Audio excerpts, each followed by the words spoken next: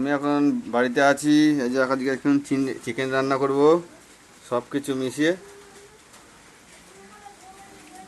পেঁয়াজ দিয়ে একবারে বসিয়ে দেবো।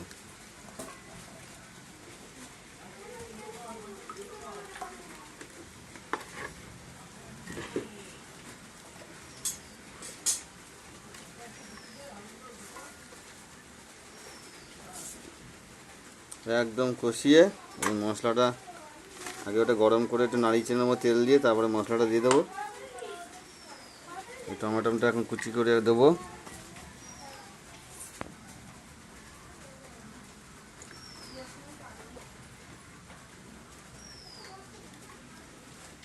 চিকেন করব আর হচ্ছে লাল শাক আর উচ্ছে আলু দিয়ে ভাজা।